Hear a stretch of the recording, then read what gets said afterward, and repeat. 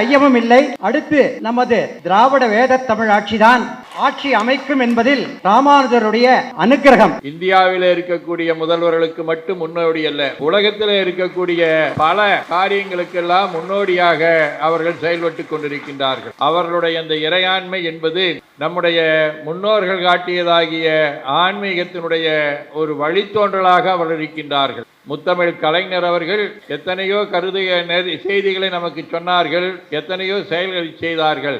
தாய் 8 அடி பாய்ந்தால் பிள்ளை 16 அடி பாயும் என்கின்ற அடிப்படையிலே இவர்கள் பல்வேறு வகையான திட்டங்களை எல்லாம் நமக்கு வழங்கி கொண்டிருக்கின்றார்கள்.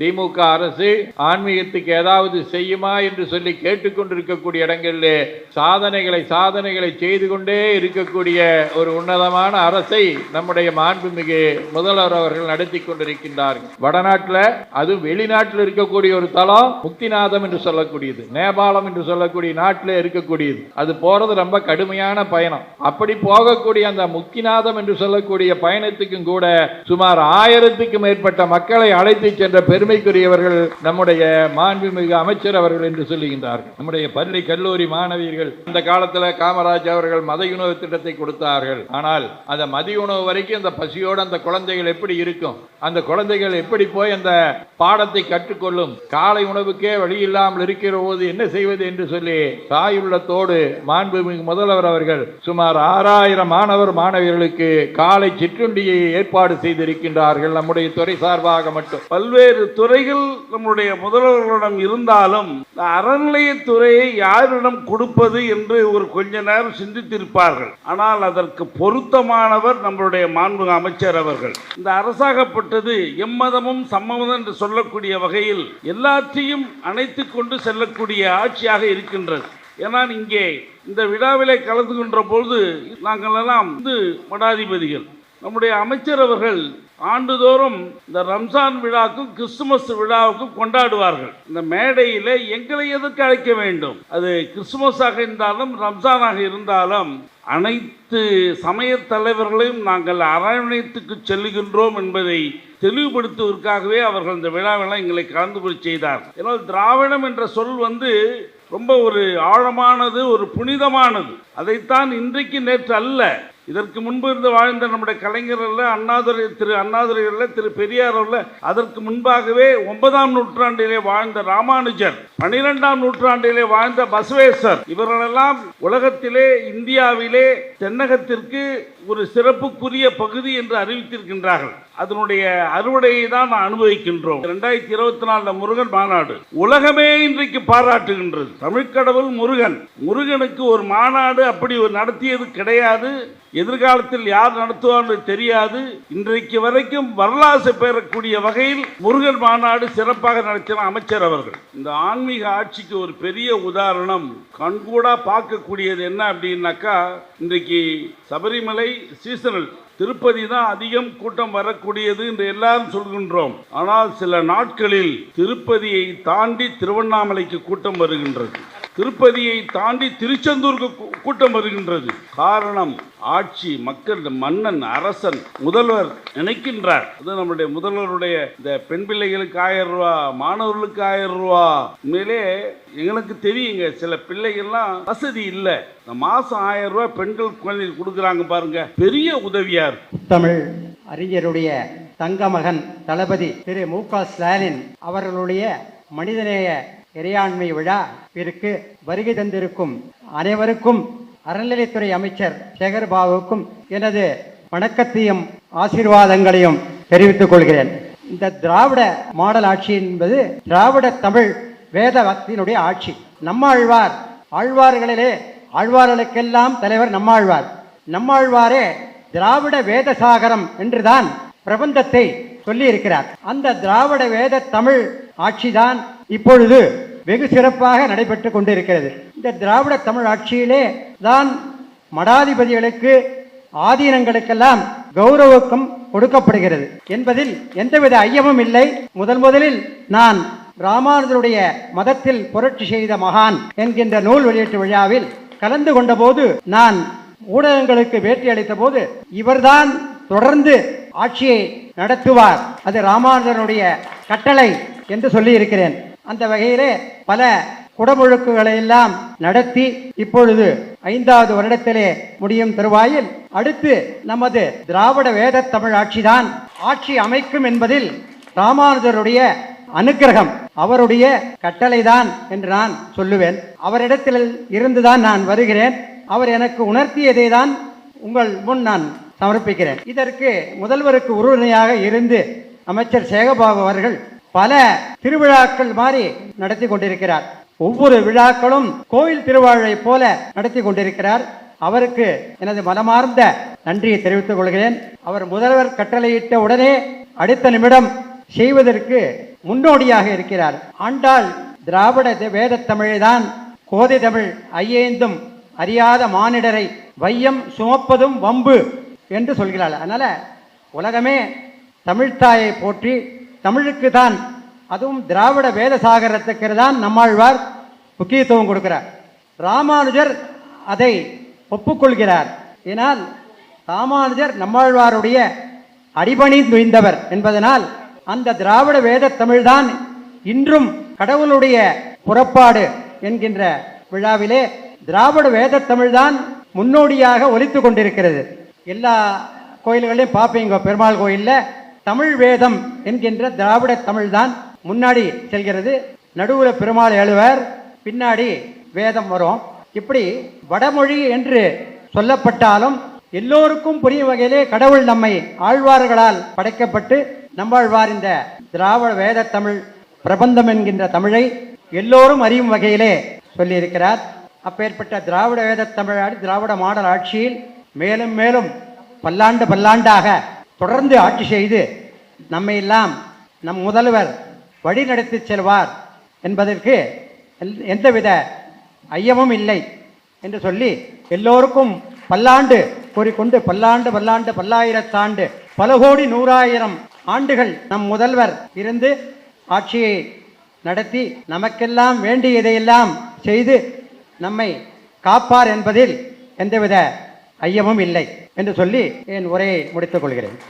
ஆலமர் செல்வர் அம்மையப்பனுடைய இன்னருளாலும் உயிர்க்கு துணையாக திகழ்ந்து கொண்டிருக்கும் சமயக்குறவர்கள், திருமுறை ஆசிரியர்கள், நாயன்மார்கள், சந்தானக்குறவர்கள், ஆதீனக்குறவர்கள், திருவள்ளுவர் தொல்காப்பியராதிய சான்றோர் பெருமக்களுடைய நல்லருளாலும் திருக்கைலாய பரம்பரை மெய்கின்ற சந்தானம் பேரூர் ஆதீனம் ஆதி குருமர்வர் சாந்தலிங்க பெருமானுடைய தன்னருளாலும் கைலை குருமணி தமிழர் ஒளிவாட்டு தந்த 24ஆம் குருமகா சன்னிதானங்களுடைய பொன்னார் திருவடி குருவர்களாலும் எல்லோரும் எல்லா நலங்களும் பெற்று வாழ வாழ்த்தி மகிழ்கின்றோம். மக்களுக்கெல்லாம் தந்தையாக, தாயாக, தாயுமானவராக திகழ்ந்து கொண்டிருக்கக்கூடிய மாண்புமிகு தமிழக முதல்வர் அவர்களுடைய நல்ல பிறந்த நாள் விழாவையொட்டி நடைபெற்று கொண்டிருக்கும் மனிதநேய 38 நிகழ்வு. இந்த நல்ல நிகழ்வு 2 வகையான கொள்கைகளை நமக்கு சொல்லுகின்றது. இறையாண்மை முதல்வரின் கண்ணாகும், எளியோர் உயர்வே திராவிட ஆன்மீகம் என்கின்ற கருத்தோடு நடைபெற்று கொண்டிருக்கின்றது. இத்தகைய நல்ல நிகழ்வுக்கு வருகை புரிந்து அருளாசி வழங்க இருக்கக்கூடிய மயிலம் பொம்மவரம் ஆதீனம் சீர்வரசீர் குருமகா சன்னிதானங்கள் அவர்களே, அருளாசி வழங்கி அமர்ந்திருக்கக்கூடிய நம்முடைய ஸ்ரீபெரும்புத்தூர் அப்பன் உலகாரிய ராமானுஜ எம்பார் சுவாமிகள் அவர்களே, இந்த நல்ல நிகழ்வுக்கு தலைமையேற்று கொண்டிருக்கக்கூடிய பாராட்டுதலுக்குரிய திருமிகு வீரமணி அவர்களே, இந்த நல்ல நிகழ்விலே கலந்து கொண்டு சிறப்பான முறையிலே கருத்துக்களை எல்லாம் நல்கி கொண்டிருக்கக்கூடிய பாராட்டுதலுக்குரிய அன்பர் பெருமக்களே, இதிலே சிறப்பான முறையில் இங்கே வருகை வந்திருக்கக்கூடிய சட்டமன்ற உறுப்பினர்களே, மாமன்ற உறுப்பினர்களே, அன்பலம் சான்ற அன்னையர்களே, பண்பலம் சான்ற பெரியோர்களே, அனைவருக்கும் நம்முடைய உலங்கணிந்த வணக்கங்களையும் வாழ்த்துக்களையும் தெரிவித்துக் கொள்கின்றோம். நம்முடைய மாண்புமிகு முதல்வர் அவர்கள் இந்தியாவில் இருக்கக்கூடிய முதல்வர்களுக்கு மட்டும் முன்னோடி அல்ல, உலகத்தில் இருக்கக்கூடிய பல காரியங்களுக்கெல்லாம் முன்னோடியாக அவர்கள் செயல்பட்டு கொண்டிருக்கின்றார்கள். அவர்களுடைய அந்த இறையாண்மை என்பது நம்முடைய முன்னோர்கள் காட்டியதாகிய ஆன்மீகத்தினுடைய ஒரு வழித்தோன்றலாக அவர்கள் இருக்கின்றார்கள். முத்தமிழ் கலைஞர் அவர்கள் எத்தனையோ செய்திகளை நமக்கு சொன்னார்கள், எத்தனையோ செயல்களை செய்தார்கள். தாய் 8 அடி பாய்ந்தால் பிள்ளை 16 அடி பாயும் என்கின்ற அடிப்படையிலே இவர்கள் பல்வேறு வகையான திட்டங்களை எல்லாம் நமக்கு வழங்கி கொண்டிருக்கின்றார்கள். ஒரு துறையில் அல்ல, பல துறைகளிலே. இங்கே விவசாயத்துறை சேர்ந்தவர்கள் இருக்கின்றீர்கள், விவசாயத்திலே செய்கின்றார்கள். கல்வித்துறையிலே தன்னேறில்லாத பல்வேறு வகையான புரட்சிகளை செய்கின்றார்கள், பொதுத்துறையிலே பல்வேறு வகையான புரட்சிகளை செய்கின்றார்கள். ஆனால் இந்த கூட்டம் என்பது ஆன்மீகத்துறையிலே திமுக அரசு ஆன்மீகத்துக்கு ஏதாவது செய்யுமா என்று சொல்லி கேட்டுக்கொண்டிருக்கக்கூடிய இடங்களிலே சாதனைகளை செய்து கொண்டே இருக்கக்கூடிய ஒரு உன்னதமான அரசை நம்முடைய மாண்புமிகு முதல்வர் அவர்கள் நடத்தி கொண்டிருக்கின்றார்கள். அந்த முதல்வர் அவருடைய ஒரு நல்ல செயல் வீரராக அவருடைய கண் பார்வையை கண்டு அதன் மூலமாக புதிய புதிய திட்டங்களை எல்லாம் அறிவித்து கொண்டு நம்முடைய உள்ளங்களிலே எல்லாம் இடம்பெற்றிருப்பவர்கள் முதல்வராலே செயல்பாபு என்றும் துணை முதல்வராலே சூப்பர் செயல்பாபு என்றும் அழைக்கக்கூடிய ஒரு பெருமைக்குரியவர்கள் நம்முடைய மாண்புமிகு அமைச்சர் சேகர்பாபு அவர்கள். அது மட்டுமல்ல, நாங்களெல்லாம் சொல்லுவது இயக்குநர்களுக்கெல்லாம் சிகரம் என்று சொன்னால் இயக்குனர் சிகரம் என்று சொல்லுகின்றோம். அமைச்சர்களுக்கெல்லாம் சிகரம் என்று சொல்லக்கூடிய வகையிலே நம்முடைய அமைச்சர் சிகரமாக நம்முடைய சேகர்பாபு அவர்கள் திகழ்ந்து கொண்டிருக்கிறார்கள் என்றால் ஐயமில்லை. ஏனென்றால் எத்தனையோ பேர் அறநிலையத்துறை அமைச்சராக இருந்திருக்கின்றார்கள். அவர்களெல்லாம் சாதித்த அத்தனை ஆண்டுகள் 70 ஆண்டுகள் சாதித்ததை இவர் 5 ஆண்டிலே மிகப்பெரிய சாதனையாக சாதித்து அவர்களையும் மிஞ்சிவிட்ட ஒரு பெருமைக்குரியவர்கள் என்பதை நான் இங்கே தெரிந்து கொள்ள வேண்டும். அவருடைய சாதனைகளை பல்வேறு வகையிலே தொடர்ந்து நாம் பேசிக்கொண்டே இருக்கலாம். இருந்தாலும் கூட ஒரு சில சாதனைகளை நீங்கள் அறிந்த சாதனையாக இருந்தாலும் உங்களுக்கு நினைவுபடுத்த விடுகின்றோம். பணம் இருப்பவர்கள் மிகப்பெரிய கோயிலை கட்டிக்கொள்ளலாம், செல்வம் இருக்கக்கூடியவர்கள் சீர்மிகு கோயில்களை அமைத்துக் கொள்ளலாம்.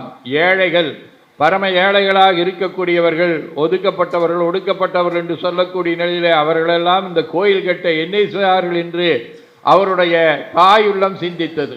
அந்த தாயுள்ளம் சிந்தத்தினுடைய பயனாக சுமார் 5000 கோயில்களுக்கு 100 கோடிக்கு மேலே இருக்கக்கூடிய வகையில் ஏழை எளியவர்கள் கோயில் கட்ட வேண்டும், அவர்கள் வழிபாடு செய்ய வேண்டும் என்பதற்காக 100 கோடிக்கு மேலாக 5000 கோயில்களை தந்த பெருமைக்குரியவர்கள் நம்முடைய மாண்புமிகு முதல்வர்களும் நம்முடைய அமைச்சர்களும் என்பதை உங்கள் முன்னாலே நினைவுபடுத்திக் கொள்ளுகின்றோம்.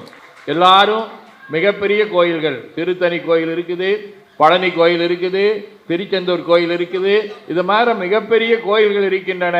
அந்த திருக்கோயில்களை மட்டும்தான் திருப்பணி செய்ய வேண்டும் என்று சொல்லக்கூடிய அந்த நிலை இருந்தபோது சாதாரண கிராமப்புறங்களிலே ஊர்ப்புறங்களிலே ஒதுக்கப்பட்ட இடங்களிலே இருக்கக்கூடிய கோயில்களையும் தன்னுடைய கண்ணினாலே பார்த்து முதல்வரிடத்திலே தெரித்து இதுவரைக்கு 5000க்கு மேற்பட்ட திருக்கோயில்களுக்கு திருப்பணிக்காக நிதியுதவி நல்கியிருக்கிறார் என்று சொன்னால் அவருடைய பெருமையை எப்படி சொன்னாலும் தகும், அவருடைய இறையாண்மையை எப்படி போற்றினாலும் தகும்.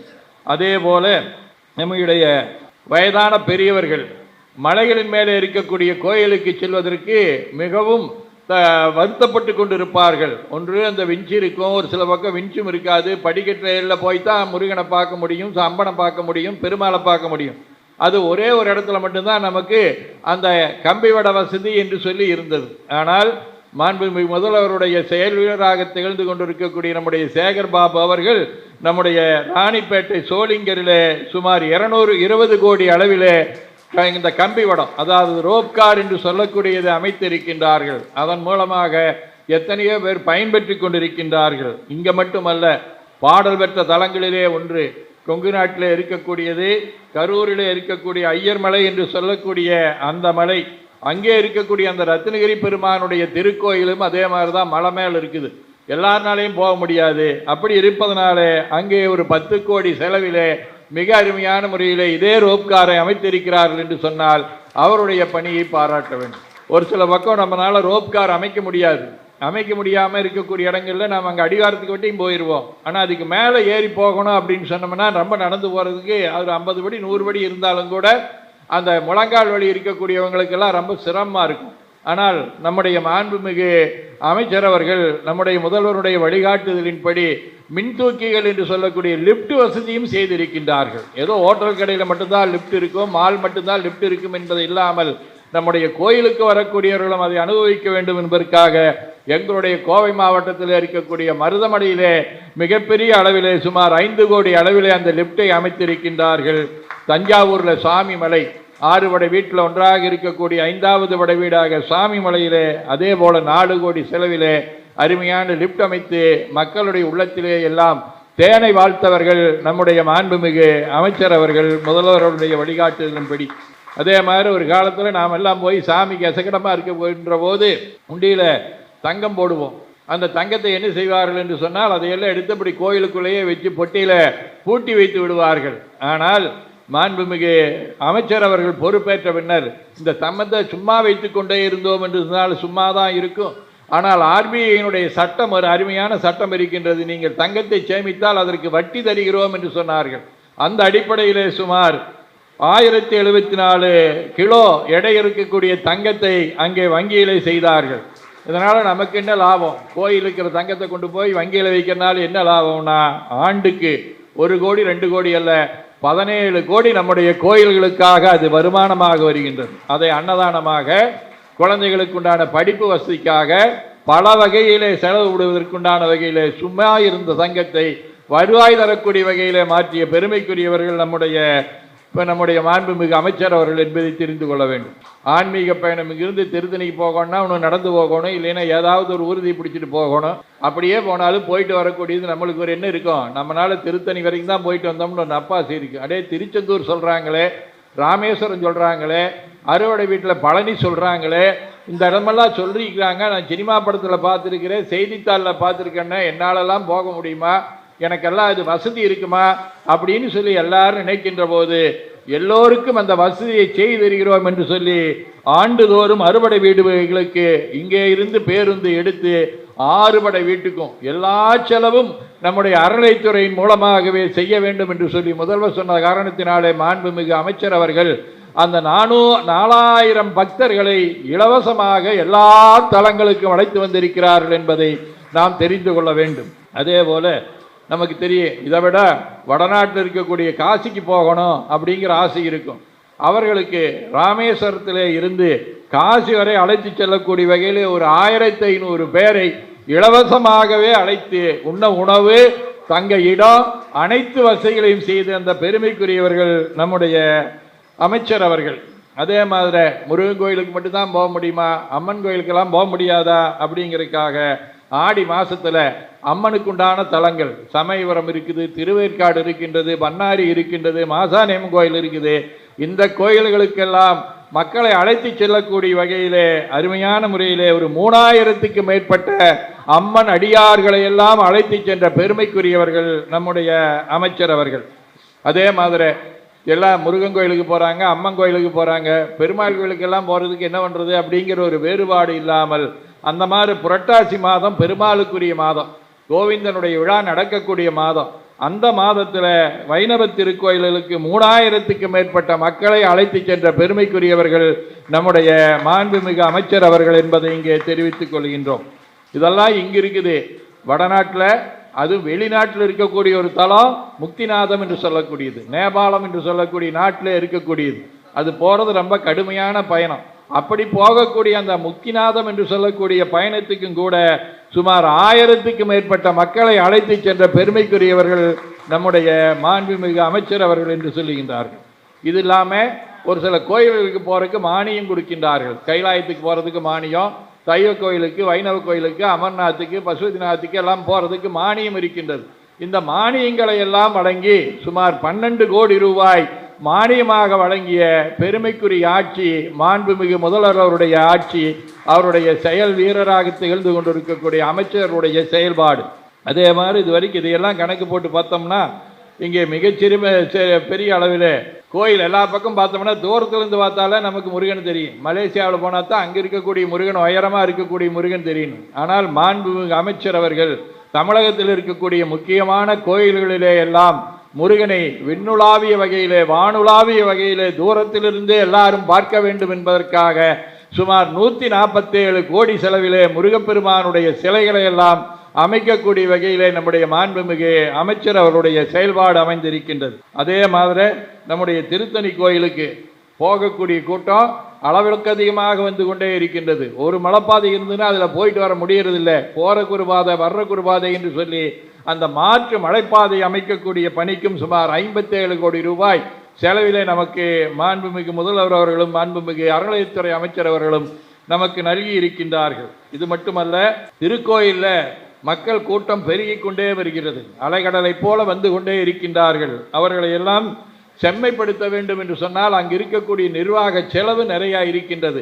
அந்த நிர்வாக செலவையெல்லாம் ஈடுகட்டுவதற்கு பல கோயில்களுக்கு நிர்வாக செலவுக்காக அரசு மானியங்கள் வழங்கி இருக்கின்றன. கன்னியாகுமரி மாவட்டத்தில் 500 கோயில்கள், புதுக்கோட்டை மாவட்டத்தில் 225 கோயில், தஞ்சாவூர் அரண்மனையைச் சேர்ந்த 88 கோயில், இதுக்கெல்லாம் கணக்கு போட்டு பார்த்தா சுமார் 100 கோடி ரூபாய் மானியத்தை கொடுத்து அந்த கோயிலுடைய நிர்வாகத்தை எல்லாம் வளப்படுத்தி இருப்பது மாண்புமிகு தமிழக முதல்வர் அவருடைய தலைமையிலே நடைபெற்று கொண்டிருக்கக்கூடிய நம்முடைய சிகரமாக திகழ்ந்து கொண்டிருக்கக்கூடிய அமைச்சருடைய துறையாக திகழ்ந்து கொண்டிருக்கின்றது. அதே மாதிரி நம்முடைய பள்ளி கல்லூரி மாணவியர்கள் அந்த காலத்தில் காமராஜ் அவர்கள் மதிய உணவு திட்டத்தை கொடுத்தார்கள். ஆனால் அந்த மதிய உணவு வரைக்கும் அந்த பசியோடு அந்த குழந்தைகள் எப்படி இருக்கும்? அந்த குழந்தைகள் எப்படி போய் அந்த பாடத்தை கற்றுக்கொள்ளும்? காலை உணவுக்கே வழி இல்லாமல் இருக்கிற போது என்ன செய்வது என்று சொல்லி தாயுள்ளத்தோடு மாண்புமிகு முதல்வர் அவர்கள் சுமார் 6000 மாணவர் மாணவியர்களுக்கு காலை சிற்றுண்டியை ஏற்பாடு செய்திருக்கின்றார்கள் நம்முடைய துறை சார்பாக மட்டும். இது இல்லாமல் கல்வித்துறையின் சார்பாக தனியாகவும் செய்து கொண்டிருக்கின்றார்கள்.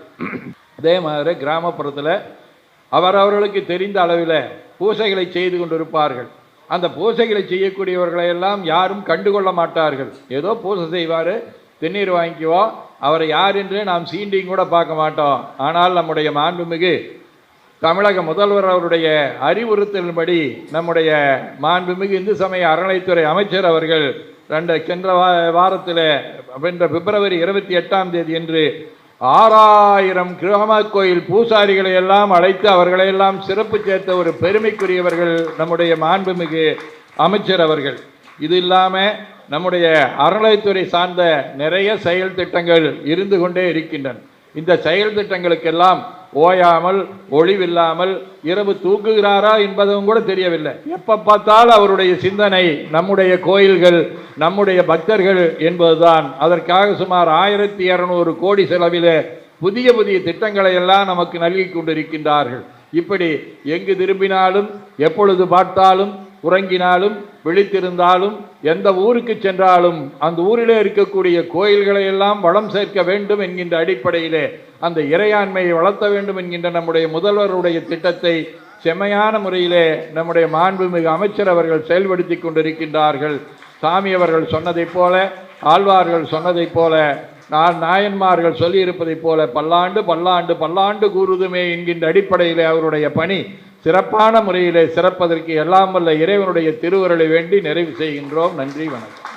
குருவருளையும் திருவருளையும் வணங்கி சென்னையிலே உலகமே பாராட்டக்கூடிய வகையில் 5 ஆண்டு காலம் முன்னுதாரணமாக சிறப்புக்குரிய வகையில் ஆட்சி செய்கின்ற மாண்புமிகு முதல்வர் தளபதி திரு முத்துவேல் கருணாநிதி ஸ்டாலின் அவர்களுடைய அரசிலே ஆன்மீகம் என்பது மனிதனை விழிப்படையச் செய்வது, ஆண்டவனுடைய அருளால் அனைவரும் நாம் சமம், அனைவரும் ஆண்டவனுடைய அருளை பெறலாம் என்ற வகையில் முதல்வர்களுடைய ஆட்சியிலே முதல்வர் அவர்களுக்கு வலதுகரமாகவும் இடதுகரமாகவும் இருக்கக்கூடிய போற்றுக்குரிய அறநிலைத்துறை அமைச்சர் மாண்புமிகு திரு PK சேகர்பாபு ஐயா அவர்களே, இந்த விழாவிலே கலந்து கொண்டிருக்கின்ற போற்றுக்குரிய தலைமை திரு வீரமணி ஐயா அவர்களே, செயல் வீரராக இருந்து கொண்டிருக்கின்ற போற்றுக்குரிய அன்பு கழக பெரியோர்களே, தாய்மார்களே, குழந்தைகளே, அனைவருக்கும் என்னுடைய அன்பான வணக்கத்தையும் வாழ்த்தையும் தெரிவித்துக் கொள்கிறேன். மாண்புமிகு என இந்த ஏறக்குறை 5 ஆண்டு காலம் நம்முடைய முதல்வருடைய ஆட்சி நிறைவு பெற்று சாதனைகளை எல்லாம் மக்களுக்கு தெரியக்கூடிய வகையில் நடைபெறுகின்ற ஒரு விழாவாகவும் நாம் பார்க்கலாம். ஒரு 5 ஆண்டுகளுக்கு முன்பாக நம்முடைய அமைச்சர் அவர்கள் பதவியேற்ற பொழுது எனக்கு உள்ளத்திலே ஒரு மகிழ்ச்சி. என்ன ஒரு மகிழ்ச்சி என்றால், அவர் இருப்பது பொர்சவாக்கம் தானா ஸ்ட்ரீட். நம்முடைய அமைச்சர் அவர்கள் இந்த பகுதியில் நான் என்னுடைய பள்ளி படிப்பையும் கல்லூரி படிப்பையும் இந்த பகுதியிலே நான் படித்தவன். கீழ்ப்பாக்கம் MCTM ஸ்கூலிலே படித்தவன், அங்கே அந்த விடுதியிலே தங்கினவன். பிறகு பச்சையப்பன் கல்லூரியிலே என்னுடைய பட்டப்படிப்பை நான் படித்தவன். இந்த பகுதிக்கு எப்பொழுது வந்தாலும் ஏறக்குறைய இந்த 5-6 பகுதியில் என்னுடைய கால்கள் படாத இடமே இல்லை. அப்படி ஒரு பகுதியின் மீது எனக்கு ஒரு பாசம் உண்டு. அந்த வகையிலே மாண்புமிகு அமைச்சர் அவர்கள் இந்த பதவியை ஏற்றுக்கொண்ட பிறகு உள்ளுக்குள்ளேயே இவரிடம் நாம் எதையும் அணுகலாம், எப்படி வேணாலும் நல்லா பழகி அவரை பயன்படுத்தி கொள்ளலாம் என்ற ஒரு அன்பு அடிப்படையில் வந்தது. அதனுடைய விளைவாக, ஏனென்றால் ஒரு நிலம் வாங்கினாலும், ஒரு மண் வாங்கினாலும், ஒரு கட்டடம் கட்டினாலும் பொறுப்பானவர்களிடம் அதை ஒப்படைக்க வேண்டும். அப்போதுதான் அந்த நிலம் நன்றாக விளையும். அதுபோல பல்வேறு துறைகள் நம்முடைய முதல்வர்களிடம் இருந்தாலும் இந்த அறநிலையத்துறையை யாரிடம் கொடுப்பது என்று ஒரு கொஞ்ச நேரம் சிந்தித்திருப்பார்கள். ஆனால் அதற்கு பொருத்தமானவர் நம்முடைய மாண்புமிகு அமைச்சர் அவர்கள். நான் அவரிடம் கேட்டேன், நீங்கள் சபரிமலை செல்கின்றீர்களே, எத்தனை ஆண்டுகளாக செல்கின்றீர்கள் என்று கேட்டேன். அவர்கள் தன்னுடைய 13-14 வயது என்று நினைக்கின்றேன், அந்த வயதிலிருந்து மாதந்தோறும் நான் செல்கிறேன் என்று சொன்னார்கள். ஏன்னா நானும் கிட்டத்தட்ட ஒரு 35 ஆண்டுகள், ஒரு 45 முறை நான் சபரிமலை சென்றவன். நான் ஒரு பொறுப்பை ஒப்படைக்கிறோம்னாக்கா அந்த பொறுப்பு, அந்த பதவியிலே பொறுப்பிலே ஒரு மனசு ஈடுபாடு வேண்டும். அந்த வகையிலே நம்முடைய அமைச்சர் அவர்கள் ஆன்மீகத்தினுடைய அடிப்படையாக நாதமாக அந்த இறைபக்தி உடையவர்கள். அதனால்தான் அவருக்கு அந்த பொறுப்பு கிடைத்தது. கிடைத்ததனுடைய பலன் இந்த 5 ஆண்டுகளில் நம்முடைய பேரூர் சுவாமிகள் கூட சொன்னார்கள், 50 ஆண்டுகளில் செய்யக்கூடியதை 5 ஆண்டுகளில் அவர்கள் செய்திருக்கின்றார்கள். ஏனென்றால் பேசிய நம்முடைய சட்டமன்ற உறுப்பினர் நினைக்கின்றேன், இந்த நாடு சுதந்திரம், ஏன்னா இந்த நாடு எப்படி சுதந்திரம் கிடைத்தது, ஏன் இந்த நாட்டிலே இந்த நாடு இந்திய நாடு உருவாகின்ற போது இந்துக்களுக்கென்று உருவாக்கியிருக்கலாம். அப்பொழுது இந்த நேரு, நம்முடைய காந்தி, நேரு, அம்பேத்கர், சர்தார் வல்லபாய் பட்டேல் போன்றவர்களாம் பிரித்திருக்கலாம். ஆனால் அவருடைய கொள்கை அப்படி அல்ல. நாமெல்லாம் இந்திய தாயினுடைய பிள்ளைகள், நாமெல்லாம் ஒன்றாக இருக்க வேண்டும் என்ற எண்ணத்திலே அவர்கள் வகுத்திருந்தார். அந்த அடிப்படையிலே இந்த அரசாகப்பட்டது எம்மதமும் சம்மதம் என்று சொல்லக்கூடிய வகையில் எல்லாத்தையும் அணைத்து கொண்டு செல்லக்கூடிய ஆட்சியாக இருக்கின்றது. ஏன்னா இங்கே இந்த விழாவிலே கலந்து கொன்ற பொழுது இது நாங்களெல்லாம் இந்து மடாதிபதிகள், நம்முடைய அமைச்சர் அவர்கள் ஆண்டுதோறும் இந்த ரம்ஜான் விழாவுக்கும் கிறிஸ்துமஸ் விழாவுக்கும் கொண்டாடுவார்கள். எங்களை எதற்கு அழைக்க வேண்டும்? இந்த மேடையில் எங்களை எதற்கு அழைக்க வேண்டும்? அது கிறிஸ்துமஸாக இருந்தாலும் ரம்ஜானாக இருந்தாலும் அனைத்து சமய தலைவர்களையும் நாங்கள் அரவணைத்துக்கு செல்லுகின்றோம் என்பதை தெளிவுபடுத்துவதற்காகவே அவர்கள் இந்த விழாவெல்லாம் எங்களை கலந்து கொள்ள செய்தார்கள். அது மட்டுமல்ல, இந்த 5 ஆண்டுகளில் இந்த தலைப்பே இன்றைக்கி பார்த்தீங்கன்னா இறையாண்மை முதல்வரின் கண்ணாகும், எளியோர் உயர்வே திராவிட ஆன்மீகம். இது முந்தானால் கூட மதுரை பல்கலைக்கழகத்திலே ஒரு கூட்டம், கருத்தரங்கம், அதில் இந்த திராவிடம் என்ற சொல்லை அங்கே பயன்படுத்தினார்கள். ஏன்னா திராவிடம் என்ற சொல் ரொம்ப ஒரு ஆழமானது, ஒரு புனிதமானது. அதைத்தான் இன்றைக்கு நேற்று அல்ல, இதற்கு முன்பு இருந்து வாழ்ந்த நம்முடைய கலைஞர்கள், அண்ணாதுரை, திரு பெரியார், அதற்கு முன்பாகவே 9ஆம் நூற்றாண்டிலே வாழ்ந்த ராமானுஜர், 12ஆம் நூற்றாண்டிலே வாழ்ந்த பசவேஸ்வர், இவர்களெல்லாம் உலகத்திலே, இந்தியாவிலே தென்னகத்திற்கு ஒரு சிறப்புக்குரிய பகுதி என்று அறிவித்திருக்கின்றார்கள். அதனுடைய அறுவடையை தான் நாம் அனுபவிக்கின்றோம். அப்படி இந்த இறையாண்மை என்று சொல்லக்கூடிய சொல் பல்வேறு விளக்கங்கள் இருக்கின்றன. அதற்கு ஆங்கிலத்திலே சாவரின் என்று சொல்வார்கள். இது சாவரின் என்று சொல்கிற சொல், இது ஒரு உயர்ந்த சொல். அது என்ன உயர்ந்த சொல்? மக்களோடு இருக்கக்கூடிய, மக்களை உயர்த்தி பார்க்கக்கூடிய, ஏற்றத்தாழ்வு இல்லாத, அனைவரும் சமத்துவம் என்று சொல்லக்கூடிய சொல்லுக்கு ஒரு உதாரணமாக பொருளை தரக்கூடியதுதான் இந்த இறையாண்மை. இறையாண்மையை நீங்கள் பயன்படுத்தி கொண்டு எந்த துறைக்கும் நீங்கள் பயன்படுத்தி கொள்ளலாம். அப்படி அந்த இறையாண்மை என்று சொல்லக்கூடிய சொல்லை இவர்கள் பயன்படுத்தியிருக்கின்றார்கள். அது மட்டுமல்ல, இன்றைக்கு ஏன்னா இன்றைக்கி செய்தித்தாளில் நம்ம பார்க்குறோங்க, இன்றைக்கி கிட்டத்தட்ட இந்த 5 ஆண்டு காலத்தில் 4420 குடமுழுக்கு பண்ணியிருக்கிறாங்க. 4420 வரலாறு பேசும். எங்களுடைய திண்டிவனம் பக்கத்திலே, மயிலம் பக்கத்திலே 300 என்ற ஊர் இருக்கின்றது. இந்த திண்டிவனம், மரக்காணம், செஞ்சியை சேர்ந்தவர்களுக்கு தெரியும். ஏறக்குறைய 48 ஆண்டுகள் குடமுழுக்கு நடைபெறவில்லை. முயற்சி இல்லை. முயற்சி இருந்தாலும் அரசனுடைய உதவி வேண்டும், மக்களுடைய ஆதரவு வேண்டும், பொருளாதாரம் வேண்டும். மக்கள் ஆதரவு தந்தார்கள், அரசு பொருளுதவி தந்தது. 48 ஆண்டுகள் கழித்து சீரும் சிறப்புமாக குடைமுழுக்கு நடைபெற்றது. அடுத்தது ஏன்னா இன்னைக்கு நீங்கள் செய்தித்தாளில் பார்த்தீங்கன்னாக்கா இன்ஃப்ராஸ்ட்ரக்சர்னு சொல்லக்கூடிய உள்கட்டமைப்பு வசதி. இன்றைக்கு ஒரு நாடு முன்னேற வேண்டுமானால் மக்களுக்கு அடிப்படை வசதிகள் தர வேண்டும். நல்ல கல்வி நிலையங்கள் இங்கே இருக்க வேண்டும், நல்ல அரசர் இருக்க வேண்டும், நல்ல ஆட்சி இருக்க வேண்டும். அது இருக்கலாம் அடிப்படை உள்கட்டமைப்பு தேவை. உள்கட்டமைப்பு என்று சொல்லக்கூடியது எல்லா வசதிகளும். இங்கேருந்து நம்ம மதுரைக்கு போனால் நல்ல ரோடு வேணும், நல்ல ட்ரெயின், பஸ்ஸு, இதெல்லாம் நம்மளுக்கு வசதிகள் வேண்டும். இது இருந்தால் தான் முடியும் நம்மால். அதுபோல் உள்கட்டமைப்பு சொல்லக்கூடிய வகையிலே நம்முடைய அமைச்சர் அவர்கள் எங்கெங்கே என்னென்ன வசதிகள், எங்கெங்கே என்னென்ன தேவை என்பதையெல்லாம் கருத்தில் கொண்டு அதற்கு முன்னுரிமை கொடுத்து, ஏன்னா மக்கள் நம்ம போகிறோம் அப்படின்னாக்க நல்ல தண்ணி வசதி வேணும், நல்ல கழிப்பறைகள், டாய்லெட் வசதி வேணும். இப்படி என்று சொல்லக்கூடிய வசதிகளை ஏற்படு. ஏன்னா கடைசி மனிதனுக்கு கூட அந்த இறைவனை வணங்குகின்ற போது அவனுக்கு அசௌரியம், குறைகள் ஏற்பட்டு விடக்கூடாது என்பதற்காகத்தான் நம்முடைய அமைச்சர் அவர்கள் பல்வேறு திட்டங்களை வகுத்திருக்கின்றார்கள். அது மட்டுமல்ல, உண்மையிலே இன்னைக்கு முருகன் மாநாடு நீங்களாம் பல பேர் வந்திருப்பீங்க. 2024 முருகன் மாநாடு உலகமே இன்றைக்கு பாராட்டுகின்றது. அப்படி ஒரு மாநாடு. ஏன்னா தமிழ் கடவுள் முருகன், தமிழ் கடவுள் முருகன், முருகனுக்கு ஒரு மாநாடு அப்படி ஒரு நடத்தியது கிடையாது. எதிர்காலத்தில் யார் நடத்துவார்னு தெரியாது. இன்றைக்கு வரைக்கும் வரலாறு பெறக்கூடிய வகையில் இந்த முருகன் மாநாடு சிறப்பாக நடத்தின அமைச்சர் அவர்கள்.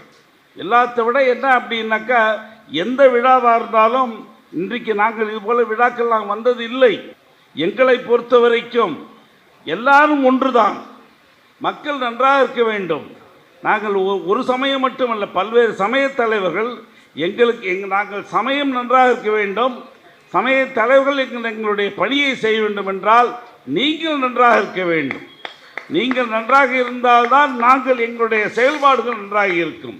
அதைத்தான் நம்முடைய அமைச்சர் அவர்கள் எந்த முதல்வர் விழா இருந்தாலும் கூட அறநிலைத்துறை சம்பந்தமாக ஒரு நூல் வெளியீடு, முதியோர்களுக்கு பாராட்டுதல், எங்களை எதுக்கு அழைக்கின்றார் என்று தெரியாது. உண்மையிலேயே பல பேர் இன்றைக்கு சொல்கின்றார்கள். என்ன ஒரு வித்தியாசமான ஒரு பார்வையை நாங்கள் பார்க்கின்றோம். எல்லாத்தையும் அரவணைச்சிட்டு போகிறாரு முதல்வர்கள். அமைச்சர் சேகர் பாபு, அதாவது ஒருத்தர் கூட சொன்னார், அமைச்சர் பேர் நம்முடைய அமைச்சர் பொதுவாக அறநிலைத்துறை அமைச்சர் தமிழ்நாட்டில் தான் இருக்கும். இன்றைக்கி ஒருத்தர் சொன்னார், சேகர் பாபுனுடைய பேர் இந்தியாவில் மட்டும் இருக்கின்றார். உண்மையிலே சொல்கிறேங்க, பல்வேறு நாடுகளிலே இறைவனை வணங்குகின்றவர்களெல்லாம் இன்றைக்கு தமிழ்நாட்டிலே கோயில்கள் எல்லாம் குடமுழுக்கு நடைபெறுகின்றால் என்றால் திரு சேகர் பாபு தான் என்பதை பல்வேறு பேர் இன்றைக்கு யூடியூப்லே சொல்கின்றார்கள், இன்ஸ்டாகிராமிலே சொல்கின்றார்கள். அப்படி உலகமே இன்றைக்கு நம்முடைய ஆன்மீக ஆட்சியை பேசக்கூடிய வகையிலே இன்றைக்கு நம்முடைய அமைச்சர்களுடைய பணி சிறப்பாக நடந்து கொண்டிருக்கின்றது. அது மட்டுமல்ல, நம்முடைய முதல்வர் அவர்கள் கூட சொல்கின்ற பொழுது ஒரு செய்தியை சொன்னார்கள். நம்முடைய சேகர்பாபு அவர்கள் எது இருந்தாலும் முதல்ல என்னை கூப்பிட்டுறாரு அப்படின்றார். திரு சேகர்பாபு கூப்பிட்டாருன்னா நம்ம அமைச்சர் இருக்கார் பாருங்க, வீட்டை விட்டு மக்கள்கிட்ட இருக்கார், பணியை செய்கிறார், முதல்வர்கிட்ட போயிடுவார் போல் இருக்கு. நீங்கள் வாங்கன்னு முதல்வர் அவர்களும் மறுக்க முடியாமல் திரு அமைச்சர் கூப்பிட்டா, ஏன்னா மக்கள் பணி, இறைவன் பணி, இறைவனுக்கு நன்றாக குணமுழுக்கு செய்தால், இறைப்பணியை நன்றாக செய்தால் மக்கள் நன்றாக இருப்பார்கள் என்பது முதல்வருடைய ஒரு எண்ணம். அதை சீரும் சிறப்புமாக நம்முடைய முதல்வர், நம்முடைய அமைச்சர் அவர்கள் செய்து கொண்டிருக்கின்றார்கள். அடுத்ததாக என்ன, இன்றைக்கி சாமி நிறையா சொன்னாங்க. இன்றைக்கி நூல்கள் நாமெல்லாம் இன்றைக்கி அருணகிரினார் பாடியிருக்கார், வள்ளலார் பாடியிருக்கார். எப்போ 200-500 ஆண்டுகளுக்கு முன்பு நாமெல்லாம் இருப்போம். 50 ஆண்டுகள் கழித்து 100 ஆண்டுகள் கழித்து நாம் எப்படி இருந்தோம் என்பதை பேசக்கூடியது நம்முடைய நூல்கள். நூல்கள் இதுவரைக்கும் அவ்வளவு கிடையாது. இந்த ஆட்சி ஏற்பட்ட பிறகு நம்முடைய அமைச்சர் அவர்கள் ஏறக்குறைய 1000 நூல்கள் வெளியிட்டிருக்கின்றார். 1000 நூல்கள் என்று பெரிய சரித்திர சாதனை. எப்படி ஒரு 4200 கும்பாபிஷேகம் நடந்திருக்கோ அதுபோல 1000 நூல்கள் வெளியிடுவது என்பது எதிர்காலத்தில் இன்னும் எத்தனை நூற்றாண்டுகள் கழித்தாலும் பேசக்கூடிய செய்தியிலே அந்த நூல்களுடைய வெளியீடாக இருந்து கொண்டிருக்கின்றது. அடுத்தது சிறுவாபுரியில் எனக்கு தெரியும், ஒரு 40 வருஷத்துக்கு முன்னெல்லாம் ரோடு இருக்காது, ஒன்றும் இருக்காது, கோயில் இருக்கும், அவ்வளோதான். இன்றைக்கி சிறுவாபுரி போனால் எத்தனை லட்சம் மக்கள் போகின்றார்கள், என்னென்ன வசதிகள். உண்மையிலே நீங்கள் இந்த சென்னை மக்கள் இருக்கீங்களே, நீங்கள் பெரிய புண்ணியம் பண்ணவங்க. நீங்கள் அவ்வளோ வசதிகள் இன்றைக்கு மாண்பு அமைச்சர் அவர்கள் ஏற்படுத்தியிருக்கின்றார்கள். அது மட்டுமல்ல, இந்த ஆன்மீக ஆட்சிக்கு ஒரு பெரிய உதாரணம் கண்கூடாக பார்க்கக்கூடியது என்ன அப்படின்னாக்கா, இன்றைக்கு சபரிமலை சீசனல், திருப்பதி தான் அதிகம் கூட்டம் வரக்கூடியது என்று எல்லாரும் சொல்கின்றோம். ஆனால் சில நாட்களில் திருப்பதியை தாண்டி திருவண்ணாமலைக்கு கூட்டம் வருகின்றது, திருப்பதியை தாண்டி திருச்செந்தூருக்கு கூட்டம் வருகின்றது. காரணம் ஆட்சி, மக்கள், மன்னன், அரசன், முதல்வர் நினைக்கின்றார், மக்கள் நன்றாக இருக்கணும்னு நினைக்கின்றார். உண்மையிலே அவருக்கு கிடைத்த, முதல்வர்களுக்கு கிடைத்த மனைவி மரியாதைக்குரிய துர்கா ஸ்டாலின் அவர்கள் சொல்கிறாங்க, இன்னைக்கு எவ்வளவு நாங்கள்லாம் போய் எந்த ஒரு இன்முகத்தோடு மகிழ்ச்சியோடு ஒரு உடன் பிறந்த சகோதரி எப்படி சகோதரர்களை அழைப்பார்களோ அது போல யார் வந்தாலும் வாங்க, அவருடைய பிரார்த்தனை. எந்த கோயிலுக்கு போயிட்டுருக்கிறாங்க, காரணம் ஆட்சி நன்றாக இருக்க வேண்டும், மக்கள் நன்றாக இருக்க வேண்டும். அப்படி அவருடைய பணியாகப்பட்டது பெரிய சிறப்புக்குரிய வழி. அது மட்டுமல்ல, தான் இன்றைக்கு குளத்தூரில் இன்றைக்கி கபாலீஸ்வரருடைய கல்லூரி பார்த்தீங்க, இன்னையே அந்த கடகால் போட்டதுலேருந்து கட்டணம் திறக்கிற போன வாரம் திறந்தாங்க, கட்டணம் திறக்கிற வரைக்கும் நாங்கள்லாம் போனாங்க. அங்கே படித்த மாணவர்கள் பேசுகின்றார்கள், எங்களுக்கு வசதி கிடையாது, ஆனால் இந்த கட்டடத்தில் உலகம் தரம் வாய்ந்த பல்கலைக்கழகத்தில் கோடீஸ்வரன் விட்டு பிள்ளை எப்படி படிக்குமோ அதை நாம் பார்க்கின்றோம் என்று சொன்னார்கள்.